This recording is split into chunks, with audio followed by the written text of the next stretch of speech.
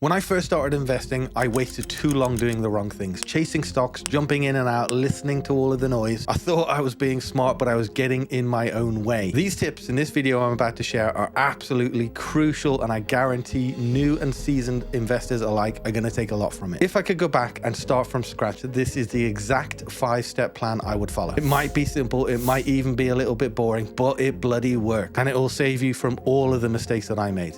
Point one, we're buying time. We're not buying investment products, we are buying time. If we can reframe that in our own mind, we're going to be in a really good place. Investing is about psychology at the end of the day. If you stop thinking about investment products and think about how much time you are buying back on a monthly basis, it really changes your mindset. At the end of the day, there is no guarantee in terms of what the returns are going to be in the future. So it's crucial that we reframe this and get our mind in the right place. It's very easy to get hung up on the price of an ETF, for example. I'm nearly 6 years into investing now, and I never look at the price. When I have money available to invest, I just buy. This paper, I will put a link to it in the description below, gives a perfect example of what I'm talking about. So in this paper, they did an assessment back in 1990 and they calculated what the impact of dollar cost averaging versus lumping in would be. Now, as you can see on this chart, on average from 20 years after this period, you are going to be up if you lump sum in on a 3-month basis, on a 6-month, on a 9-month, and on a 12-month basis. And on the 12-month basis, you're nearly doubling your return versus what you would have got if you'd a dollar cost averaged in. Don't forget, dollar cost averaging is breaking up a lump sum investment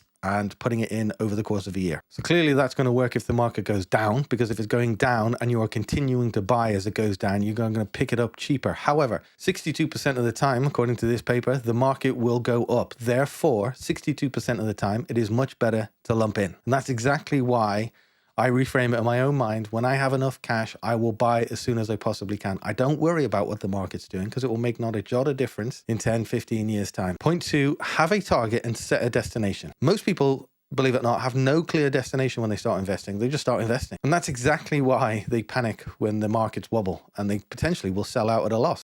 We need to flip it. We need to work out what is it we're actually investing for. Is it £1,000 a month passive income? Is it to pay off our house? Is it to retire by the time we're 50? We need to have a plan. Now, Harry Truman said, if you don't have your own goal, you'll be doomed to work towards someone else's. And it couldn't be more true when it comes to investing. Have a look at the Trinity study, for example. The Trinity study says that we can take 4% out of our portfolio and 99% of the time, we'll never run out of cash.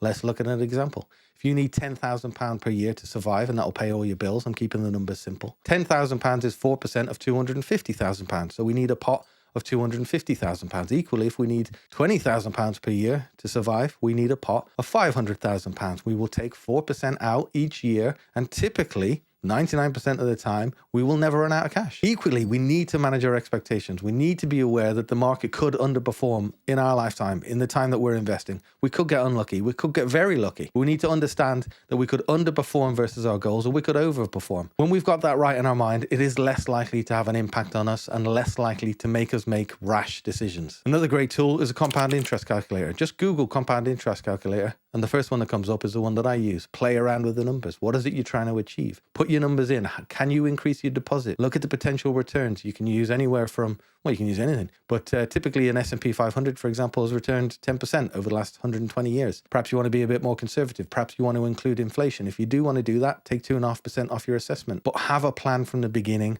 work out what it is you're trying to achieve, and understand the risks and the potential for underperformance. Now, before we move on to point 3, I just want to thank today's sponsors, XTB. They've just launched their stocks and shares ISA in the UK, and it is exactly the sort of platform I wish that I'd started with. I started with Hargreaves Lansdown, and it cost me a fortune in fees. You can open an account for free. There are 0% commission on ETFs. They have 4,500 investment products, which is more than enough for anyone. The platform is built for people that want to create long-term wealth. They also offer a flexible ISA, which means you can put your money in, and if you need to take it out for any reason over the course of the year, you can take it out, and then you will not impact on your allowance. So if you were to put £10,000 in, take £5,000 out, you would still have a remaining £15,000 allowance, as this year's allowance is £20,000. And that, of course, is a big help if you want to make use of an ISA, but want to make sure you can access your cash if you need to. If we compare a new investor starting with XTB to Vanguard, for example, Vanguard will charge you £4 per month on portfolios under £32,000. So if you're starting with just £100, you're going to be giving away 4% of your entire portfolio every single month to to Vanguard. No one wants to do that. So it's important to keep your fees low. We'll come on to that in a bit. They've also built really simple investment plans, which is perfect for the way I like to invest. Set it and forget it. It's hands off. You set up regular contributions and it's really low maintenance. Even your uninvested cash will get 4.5% AER, which is really competitive at the moment. So for any cash you put into the account that you haven't invested, you'll be getting 4.5% on it. And for anyone just getting started, you've got market reports, research tools, and fractional shares, which is great because it means that you're not locked out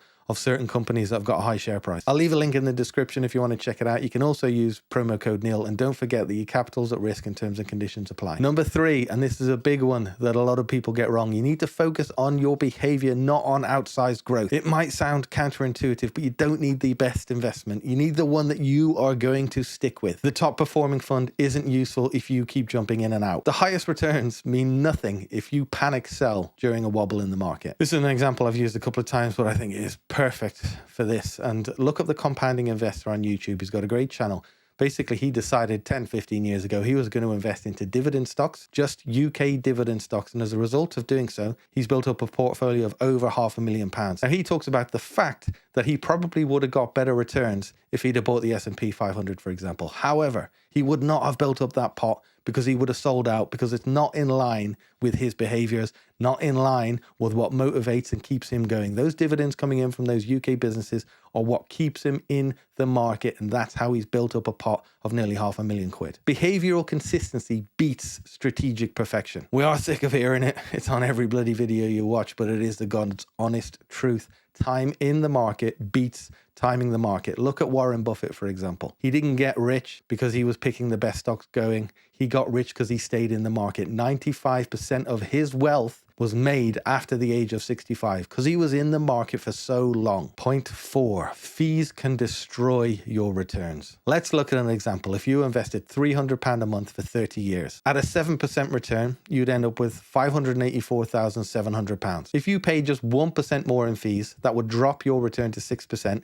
and mean you would end up with £487,300. That means you've missed out on nearly £100,000 because you've paid it in fees to some broker that's trying to rip you off. Same investors, same contributions, one small difference, fees. It'll cost you £100,000. For me, this really drives home the point that fees aren't just small percentages. They massively compound in their own right over time. And this is exactly why you need a broker like XTB who have 0% commission on ETF. Unfortunately, you cannot get away from ETF fees as well, so you need to manage them carefully too. Choose an ETF that has the lowest possible fees. For example, I use FTWG by Invesco. That's an all-world fund.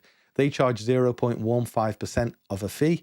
That's versus Vanguard at 0.22%. That means you're giving away 0.07%. Again, it sounds like a small amount, but that really does compound over time. Point 5, build a system, not just a portfolio. A bit of admin up front will pay dividends in the long run. Set up a standing order or a direct debit on the day that you get paid. Do not leave it until the end of the month. Otherwise, you just won't do it. You won't stick to it. Decide how often you're going to review the portfolio. Once a year is more than enough. There's no need to check every single day, despite the fact that most of us probably still do. But you don't check the value of your pension every day. You don't check the value of your house every day. Consider rebalancing, but only do it max twice a year. There's 2 reasons for this. The first one is that rebalancing too often is going to come across as tinkering and you could potentially impact on your gains. The second reason is that doing it that infrequently allows your winners to actually grow. Track your progress against your goal, not what the market is doing. Control what you can control. So can you increase your deposits? Can you make sure that your fees are as low as possible? Can you get a new job that pays more? Control what you can control,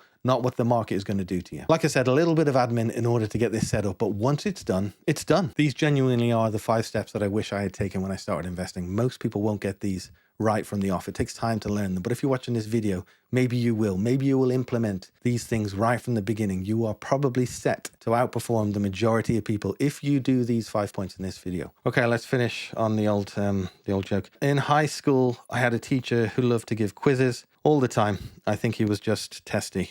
Oh, God, that's the worst one I've ever done. Thanks for watching. Any questions, let me know.